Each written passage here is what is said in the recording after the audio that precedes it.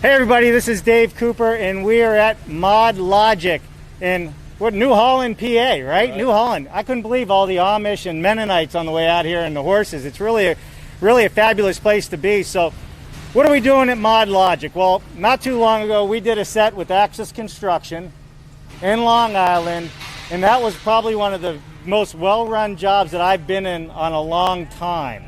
And I thought it was really important for us to come out here and see exactly what you guys are doing and how you're becoming so precise with what you're doing. So with that said, everybody, we are live on 3 locations, LinkedIn, YouTube, and Facebook. Thanks for joining us today. We are on location at Modlogiq. Please hit that like and share button as soon as you can. We apologize for the noise, but hey, people are working and that's a good thing. Standing with me is Randy, who's in charge of all the fabrication here. And then we also have Casey, who is the pre-construction manager. So we're going to start with Randy. All right, so Randy, why don't you tell us a little bit about what's going on behind us here? Okay, well, what we have going on behind us is we're starting frame construction of our modules. We get in all of our steel cut to length. We bring it into our jig here. We fabricate it according to the drawings. It's tacked together, moved into a finished section where our welders go back through. They weld everything together, then moves on to the next phase of construction where we start to make a 3D module out of it. Yeah. In short, make something like a Lego block, for lack of a better term. Sure. So we were talking, and all of this material is pre-cut already from the fabricator of the steel. Correct. It comes to your location as raw steel. Then they set it, you can see I'm raising it behind me here. They actually lay it out on the jig and weld it all together and check all the measurements, get it super square, because this is the most important part of the entire project, correct? That's correct. This is the steel skeleton of the building. Right. So you got the most stress of anybody, I think. Sometimes, yes. Yeah, right. So once it's all together here, then the next phase is, you were telling me, it goes off to painting, correct? Correct. It gets painted then. We put on a primer paint or whatever the specifications require per job. And then it'll come in and start to get the next process, which is a decking process. Right. So what's really cool about this whole thing is the way this is actually happening, because you guys are really going to see, we're building this whole thing on site here before it even goes to the customer's job site, which is absolutely really cool. So all right, so that happens, this goes to paint, then it comes back in. How does everything get moved from one spot to another? Because this is pretty heavy steel. We load it on carriers and move it either with a jockey truck or a forklift. We move it into another section, and we offload it with forklifts, paint it, load it back up, bring it in here, offload it with our cranes. Right. Our overhead cranes. So yeah, we'll show you those overhead cranes are 30. I'm looking at it because I can't remember, 30 ton crane lifts. So Casey, tell us a little bit about what your role is here. So my role is pre-construction manager. I work on the front end with the sales team. I work through the scope of work for the client and the GC on site to make sure they understand what we're doing in the plant and what needs to be done on site. We want to eliminate any scope gaps or overlap. So there's a full process through design and engineering that we work together on. Right. And yeah, we're going to actually meet one of the architects that was part of this project in the design. Is that accurate? Right, yeah. Bill Barlow, our in-house architect. Yeah, so we'll meet Bill, and we've been talking how important it is to have architects on the jobs now to really give us the aesthetics and the looks that we're going for. So, all right, so we're at the fabrication process. Why don't we walk down and take a look at how this all starts ballooning? Right, because we're gonna get the corners and the roof up here is what we're doing, right? So David, why don't we walk down here? But why don't you show them the size of that crane up there while we're walking over?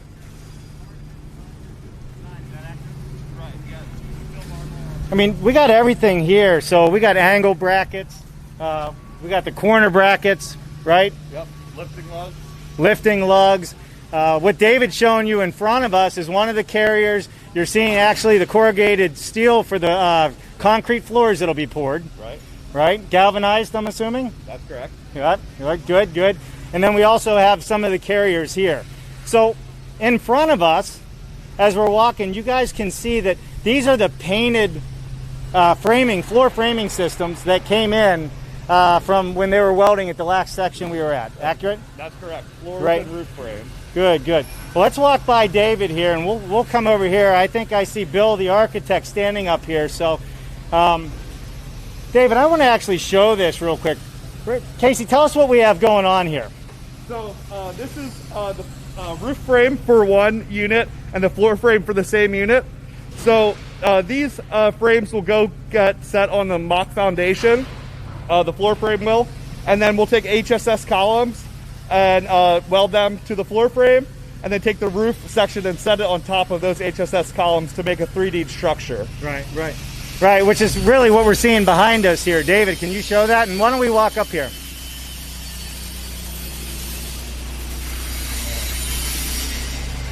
Bill, come on over here with us. All right. All right, so here, why don't you come on this side? We got so many people, it's just easier to do the hand mic today. So, Bill, tell us what your role is in this whole process.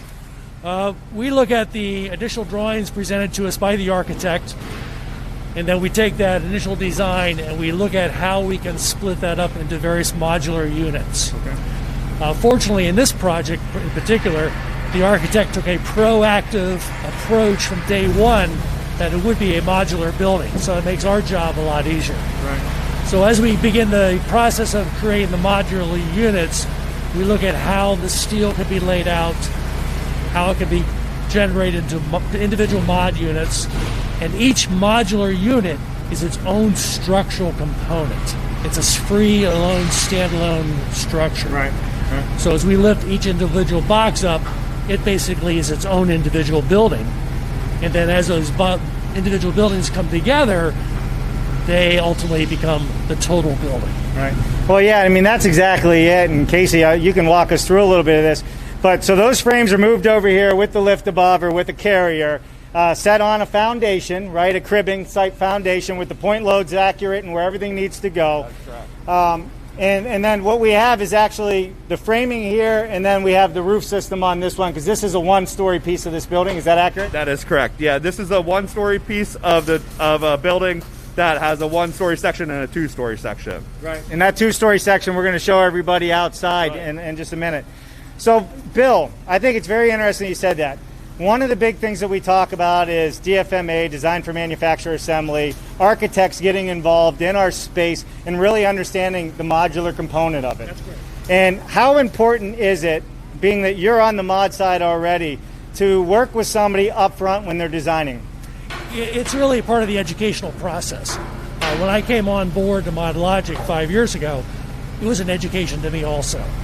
So it's very important that we teach and show them what is involved with the modular process. Right. Yeah, I mean, for sure. Are you seeing, both of you, because you're on the front lines here as well, are you seeing more architects and more designers and more, I guess, general contractors that are doing these large projects coming into the space, right? Yes, yeah, we're seeing a lot more people going towards the off-site construction method just due to labor shortages and cost of labor. Right, right.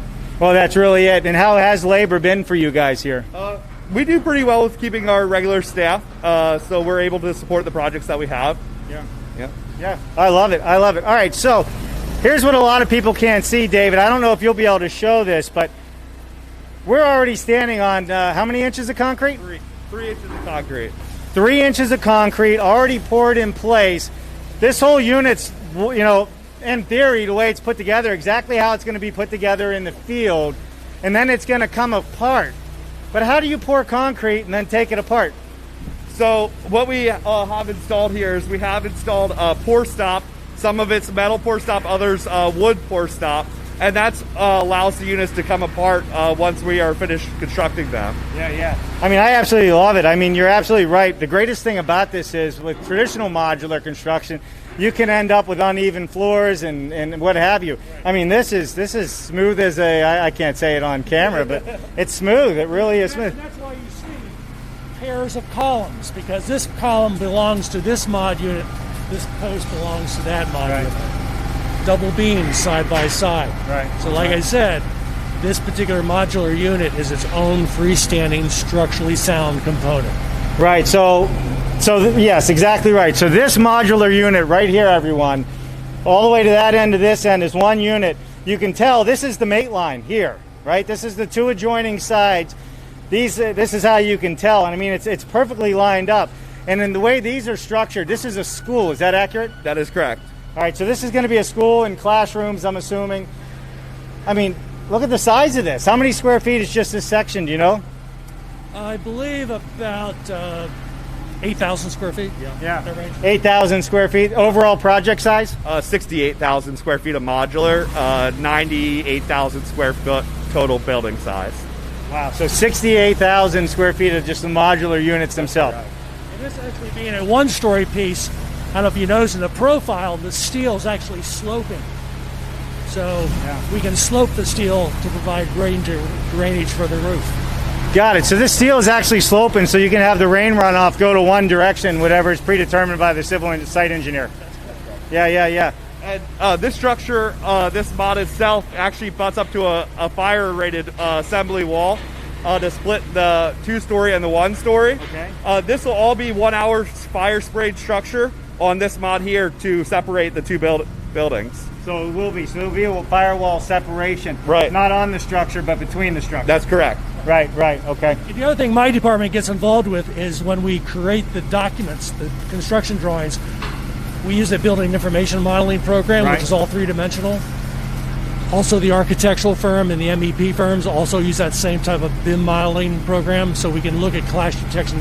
So the entire building is designed and modeled as a digital model before we start construction.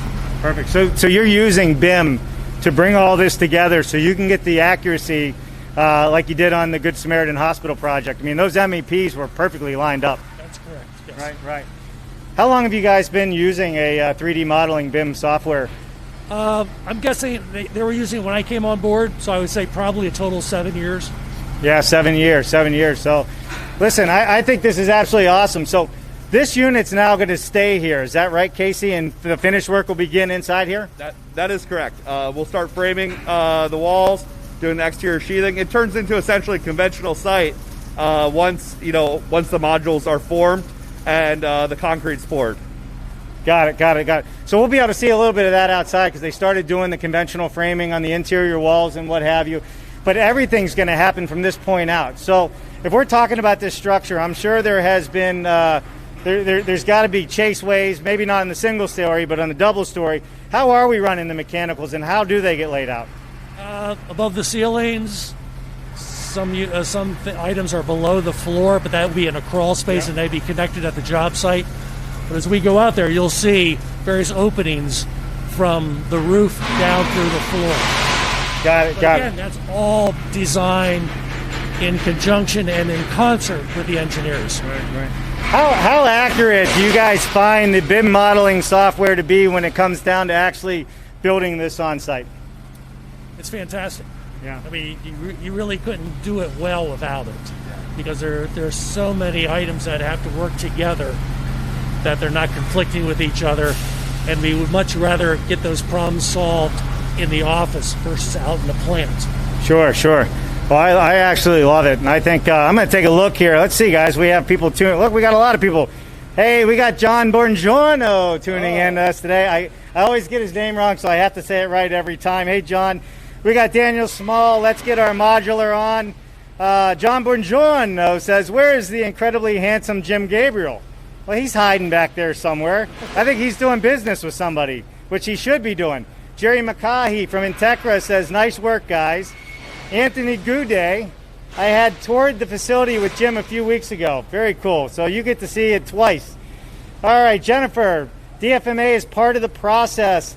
Let me see, I got to blow it up here. With designers and architects early in the construction process is a win. 100% accurate. Danny Small says, very cool to see another steel modular manufacturer. What is Modlogiq's rationale for going with steel versus wood? So our model is based around steel. We do majority of steel structures. It helps with fire ratings, helps with transportability, and it helps the build together process that we can top pick all these modules, and our tolerances are lower. Yep. And we're also faced a lot of times with multiple larger spans that you could not achieve with wood structures. Right. Sure, absolutely. It gives a definite advantage for that type of architecture. Yeah. Well, we had a pro set on not too long ago, and exactly it. You know, setting these, you can set them straight when you do a top pick, versus wood construction where you got to do an angled set, right? So it makes a big difference. All right, let's see who else we have here. Joel Hutchins, lightweight concrete or GFRC?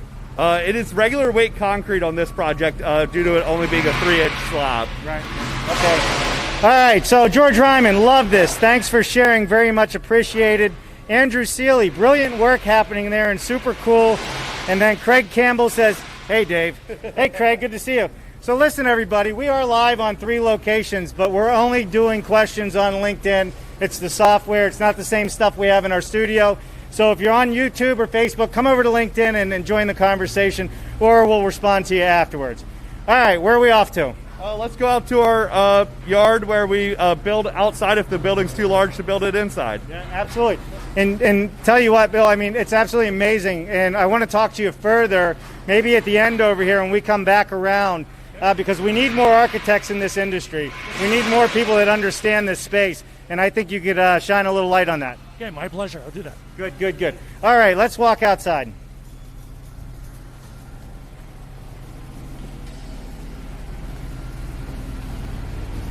All right. It's definitely busy beavers, and we actually have some people stop doing what they're doing a little bit, which is never good for production. Never. All right, so we're coming outside now, and you know, one of the things that I got to fix my mask here; it's falling down. One of the things, Casey, that you were telling me is that this isn't just a regular gravel parking lot that we're getting ready to walk through. This is an engineered parking lot. Yeah, that is correct. So we had when NRB originally built this, when we were NRB, they had this engineered so we could build together outside as well, because we knew that there's only so much capacity inside our plant. Right. So we set up a temporary foundation out here, but we needed a certain thickness of gravel to be able to do that. So they took that into account when building this site. Got it. Well, let's do this. Let's walk over. Dave, maybe you can just pan this way and show people the size of this lot. The project that we just saw is indoors because it's small. That project's small enough to be indoors. But we'll see as Dave pans around. We're going to walk over that way. That's the other half of this project, which is too big to be built indoors. Right. So we're building it here. And then we're going to wrap this all up on how it all gets taken apart and transported. That's correct. So, all right, David, let's walk over here. Let's talk about what we have set up. I see a ton of cribbing set up over here. Can you tell me, are these strategically laid out? Yeah, so this cribbing set up exactly the way that the on-site foundation would be set up for the pier locations.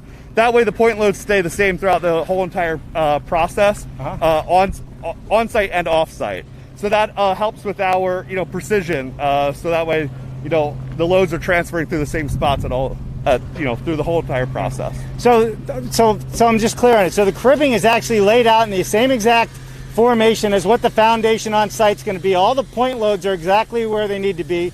I see you even have steel plates on top of it. That's correct. Right, to get your leveling out, and that's where you'd actually make your steel weld connections to the foundation. So theoretically, you're doing a whole mock-up.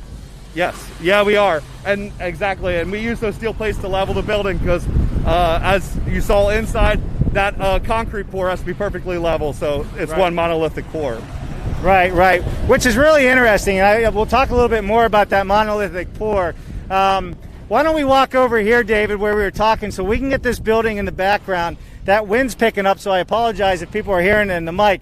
I did want to take you into the building here, but there's a lot going on, and I mean, you really got the crux of it on that building there as well. But what we will talk about here is the access, the trusses, the chases that are inside this building. So why don't we walk over here, and you can talk to me about what we have going on, because I'm seeing a bunch of angle iron laying around. I'm seeing a bunch of steel beams laying around here. You guys have a crane. I'm assuming that's almost permanently set up here at this point. Yeah, so the crane it's here through the entire offsite erection process. It'll pull out and go to another project once the building's all fully erected. But while we're setting it, it'll stay here. And then once we get ready to de-erect, they'll come back in and lift these modules. Got it. And what are the typical weights of these modules when they're finished? So our typical weight of our module is about 75 pounds per square foot. So depending on the module size, it could be 40,000 or more pounds. Yeah. Well, I know when we were at the hospital said it was, I think, 40 to 70,000 pounds each module and what it was. So correct. Let's talk a little bit about what we have going on. If you want to come over here. Yeah. So all right. So here's a little bit different. We're starting to see some of the steel framing going up on this unit right here. So everything's put together. The fabricator did his job. It all came together beautifully, and it's snug. The concrete's all lined up. It's leveled out. Now these guys are actually in here starting to frame the walls. Yeah, they are. So we're starting exterior wall framing. We're going to get this building completely dried in. Once it's dried in, that's when we'll start our MEP installation. So we're focusing on the exterior walls right now, and then we'll put on a roof, and it'll turn into a dried in building. Right. And I think it's fabulous because how easy is this to lay out all of your subcontractors in one spot? It's just a repetitive type step and repeat system for you by having a controlled environment like this. Yeah, that is correct. And as you mentioned, we use all subcontractors, licensed subcontractors for all of our MEPs. Right. So in this space, and Bill's over here. Bill, come here. Let me ask you a couple more questions if you don't mind as well. You were talking inside that you already pre-configured through the BIM program all the chases for the mechanicals and where everything needs to go. So, I mean, how does that work or translate with the trade contractor? How do they know exactly where everything goes? What documentation do they get? Well, ultimately, in this particular project, we have a BIM coordination process where there's another subcontractor type firm that will provide the exact dimensions from finished floor to where the various pipes are, the ductwork, various electrical conduits, those type of things. So they're going to provide exact dimensions from finished floor to those components. Right. And I know, Casey, you can come back over here in the picture too. So with this, tell me a little bit about your process with the trades. Is there a pre-construction meeting, sitting down in your office, going through every little detail with all the trades at one time? Yeah, there is a pre-construction meeting. It's to go over their scope of work, to go over, where they're going to start and stop, what pieces are going to be left out for ship loose, for site install. And then, if it's a project like this, some of the trades might actually follow it to site and complete it on site. Right. All right, so here's an interesting thing. So the trades come in. We know this building's coming apart, and with it coming apart, how much they're running the whole thing and then leaving space in between where the modules, because they know exactly where the seams are, correct? Yeah, so they're going to run it straight through over top of the modular mate lines, and then they'll remove the pieces after testing, and then that'll be the ship loose piece. Yeah, I think that's absolutely amazing because one, you're putting it together. A lot of modular manufacturers aren't putting the project completely together on site. So you're going to have everything lined up exactly as it lined up here in the field, which reduces your time on site doing repair work or having to send repair crews out, right? I mean, it just comes together a lot better. I think it's absolutely amazing. What am I not asking you guys about this?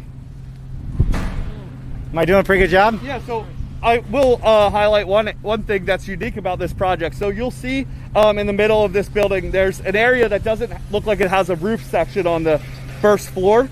So this building is actually set up that there's only pan sections for the corridors. That was to allow for more space for the MEPs to run through the corridor sections. So it removed that. So it's not a full module there. It's just a floor pan and a roof pan. Right. And there's an elevator in this building? Yeah, there is. There's an opening right there. You can see through the roof. Oh yeah, right up top here. So we're gonna get some B-roll of everything and some footage and walkthrough. But again, I mean, this is a job site. People are busy. So we're gonna share all that with you in the intros and outros that we'll put together for it. All right. So where are we heading now? Back into the production line. Yeah. Thanks, Bill. As you can see coming through here, this is where all of our pre-cut steel comes in. It gets sorted out, labeled for which units it's going to be used for. So and then it goes into the production, into the jig. And they're all tagged based off of our structural shop drawings. So the guys in here know exactly where to use them at. Got it. Love it, love it. So, hey, listen, if you're out there watching this, you know, we are live. Please like and share. And if you have any questions, we got the whole team here. You want to understand something, you want to know why it's better, we're going to talk a little bit about that when we get back inside. Hopefully the noise isn't too bad. But, you know, in the comments here, I'm trying to watch the best I can on my phone. Leave a comment, ask a question. More than happy to have these guys answer it for you. And I think there's a lot to learn here. I mean, we're only hitting the surface of it. So, all right. So when we talked earlier, when we started, this is all the raw steel in the field behind us, right? That's correct. Yeah. So this is the raw steel. It's already pre-cut from the steel fabricator. So you guys aren't doing that. You're just welding pieces together. That is correct. We get it pre-cut based off of our shop drawings, which are produced from our Revit model. Got it. Love it, love it. So, all right, let's walk back in here. So go ahead. Speaking of welding, you know, all of our welders are certified welders. So Randy, you know, trains these welders, and we have an outside company come in and certify them. Right.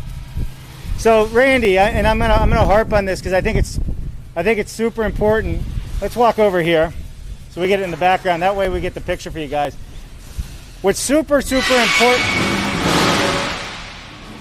important about what we're doing here, what Randy and your team's doing is, it makes you different than everybody else, is your fabrication process to design the whole structure out of steel so that it can be put together and taken apart with the utmost accuracy. That's correct, yes. Yeah, and I think that's very important to point out to everybody here. This is where the time savings really comes in when you're putting this together and doing everything. Everything's in. Does it go together smoothly and quickly on site? What do you think is the most important factor of the line for you? I think it's the precision. You know, the complexity of the projects that we can do and the precision. So the on-site completion's very minimal. Yeah, for sure. Well, guys, I love it. I mean, so we're looking. I mean, this is a big structure and a big project. What is the timelines for this project? It'll be complete and open for school in August of 2021. So there's a lot of on-site work, a lot of civil, and a big site portion to be built too. So we're going to beat that portion actually. So you're going to get done with your work before the civil engineering and site work's done. Say that one more time. You're going to get done with your work before the whole site work done? Before the site work and the conventional is done. That's correct. I mean, so that's the speed, right? Yep. So this project on site, what are we looking for completion time once we set it on the foundation? It'll probably be from the last mod set to completion. It'll probably be about 4 months. I'm sorry, say it one more time? Probably about 4 months from last mod set to completion on site. A lot of that's due to, like, there's a full face block that goes on. Right. I'm fogging up, so yeah, sorry about that. Yeah, it gets hot in here with these masks on. So 4 months for completion of this project once it's on site, where others would just start framing it or just start fabricating steel on site. And I don't mean to have my back to you. I apologize, Randy. I think that's where the savings is on this. There's less headache. There's less disruption on site. There's less disruption to a neighborhood, right, to a community that has to deal with this all the time. And this is really where the value comes in. And the other value is you guys know your costs. You may have some small site change orders, but that's a huge savings. And I don't think people realize that in their contingency budgets when they build this way. Exactly. Cost certainty is one of the biggest drivers for modular, or should be one of the biggest drivers for modular. That's exactly it, because big projects like this, they have contingency budgets in there. And I know on the last project and other ones, just from talking, they could be spending that money on something else, and that's what's going to happen.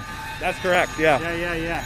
All right, well, let's walk in here. I want to show them one more thing, and go ahead, David. Just walk straight down. We'll walk behind you here, and watch you don't get run over by the steel guys. I mean, so you can show, David, if you want to show what he's doing, he's actually moving the steel from one location to another. All right, let's keep walking down. I wouldn't want to lift all that. It looks heavy, for sure. So, go ahead, David. And then we'll just stop right here at the computer. And I wanted to show them too as we get down here. What are we over here? We're going to show. It looks like a pod. Yeah. So that is a government building. It's just a structure for a government project. All right, so it's just an outdoor type structure that's going to be put in place for that building? Right. Okay. Yeah, whatever's going in it will all be completed on site. Perfect. Yeah, so we do all different sorts of work, large buildings and small. Yeah.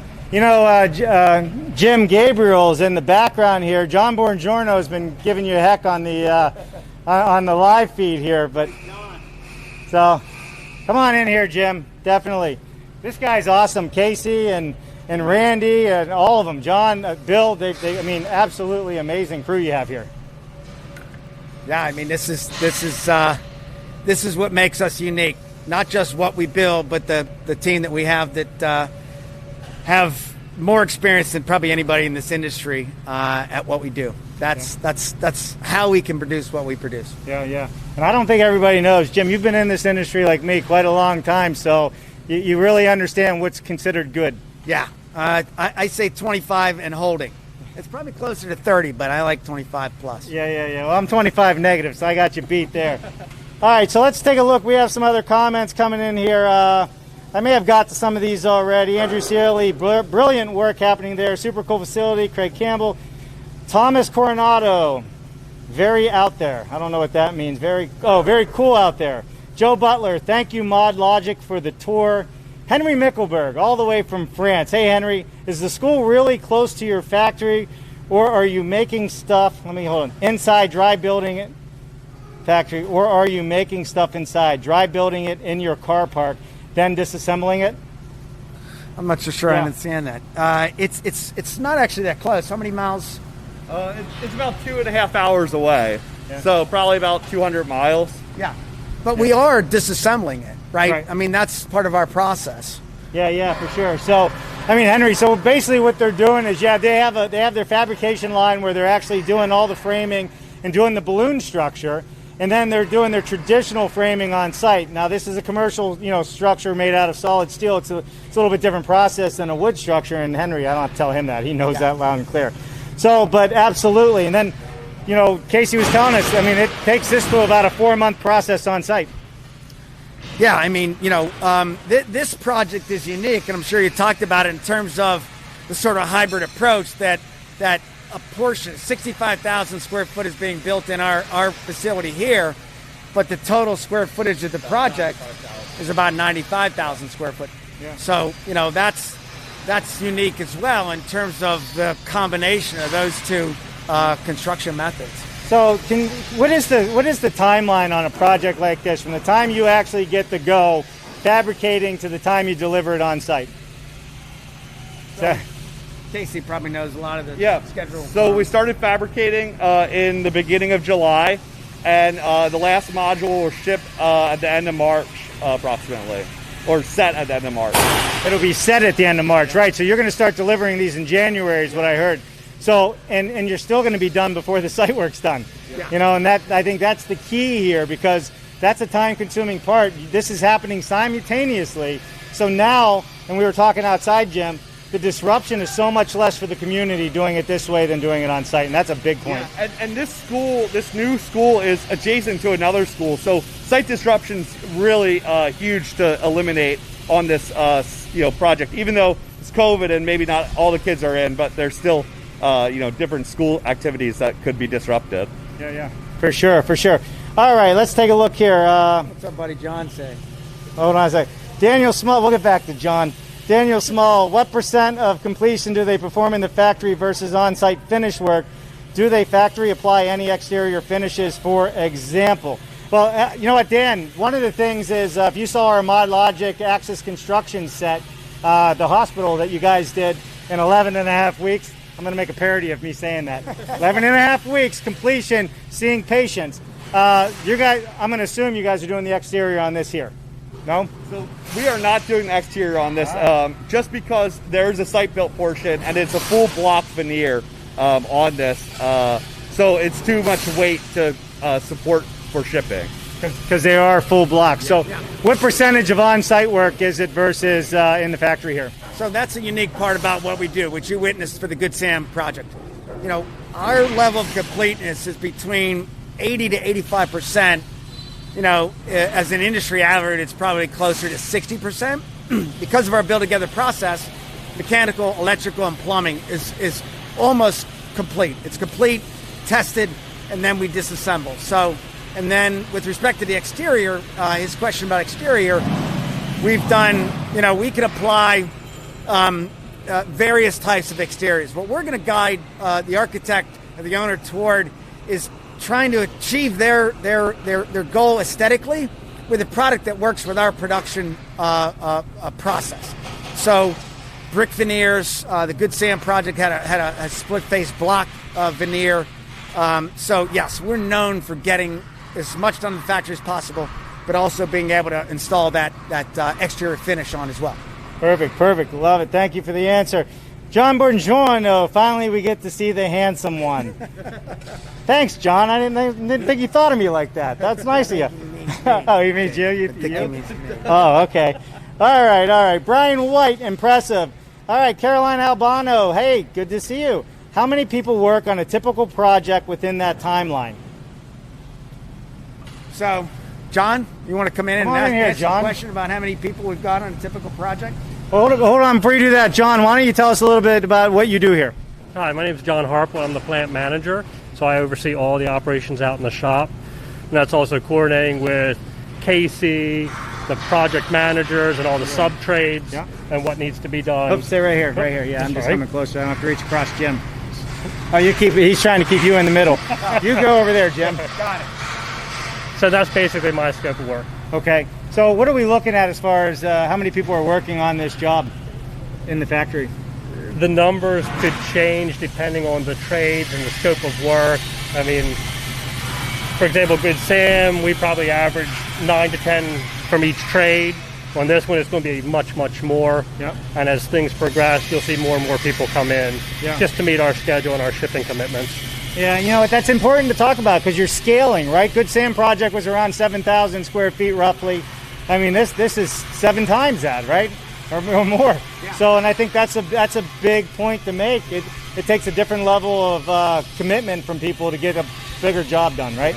Yeah, and that's a good point about, the ability to be able to scale up, right? We've got a staff of welders and carpenters, on average between, 25 to 30 people, on staff here. Everyone else is a subcontractor, which allows us to scale up and be able to increase the speed around which we can deliver, our project. Sure. It's very, flexible in that way. Right. All right, so here we've covered the whole gamut. We see all the pluses of what you guys are doing, and there's big pluses. The fact that you're going to get this whole building done, and I'm a believer now, in 4 months once it's on site, is absolutely amazing to me. What can we look forward to seeing from you here in the near future, Jim? Well, we're taking on some we've got another project coming on after this. That's a design build project with one of our other clients, Whiting Turner.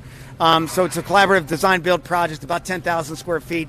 We also have another sort of a prototype or a large national retail company, and so it presents itself as the ability to be able to produce multiple versions of this, but we're perfect for the prototype.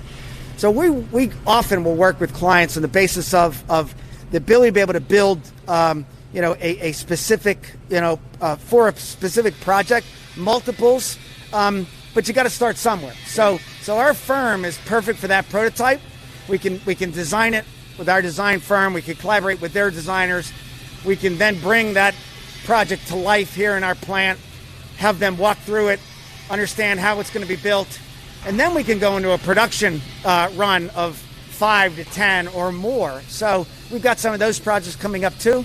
Some data centers, equipment shelters. We're working on some products there to be able to produce some standard products, equipment type shelters and things like that. So we've got a ton. We've got a lot going on. Yeah. So it doesn't sound like there's a shortage of work for you, which is great. We love a full pipeline in our industry, don't we? Yeah, we do. Yeah. We do. That's so the key. I love it. So Casey, what can we expect from you moving forward here? I mean, you got to spend a lot of time walking. He's a smart guy. I like this guy.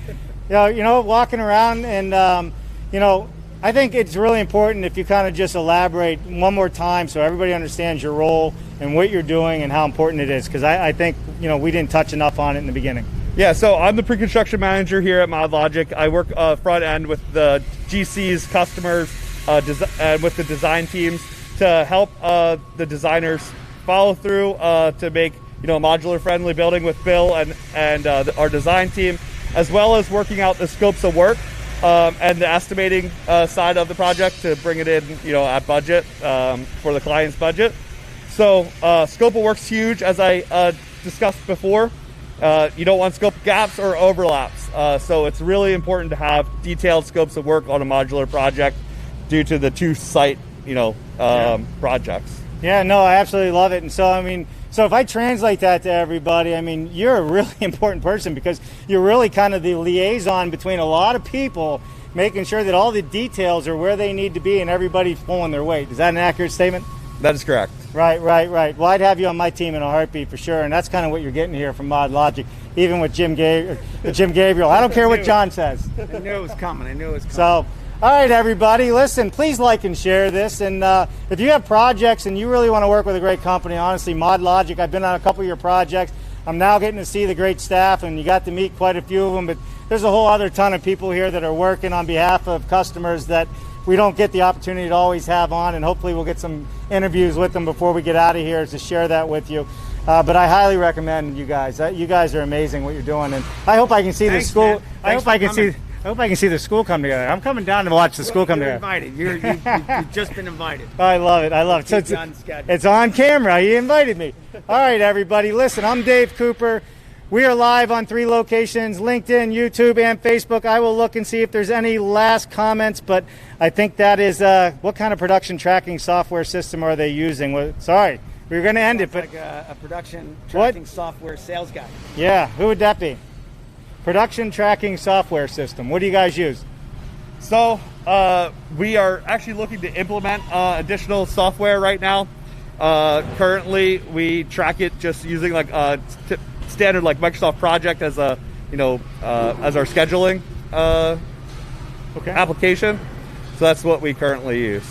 Got it. All right, and I won't get into John Borgiorno's stuff, but he said, all kidding aside, he gave you guys great reviews. John is the one that was running the Axis construction job with his team, Carolina and Johnny Rocco and all the other guys out there. They did a great job. So, all right, well, with that said, listen, everybody, if we missed any comments, we definitely will answer them. Buzz, thanks for joining us in the comments. So there you have it. We're at Modlogiq in New Holland, Pennsylvania. I'm Dave Cooper.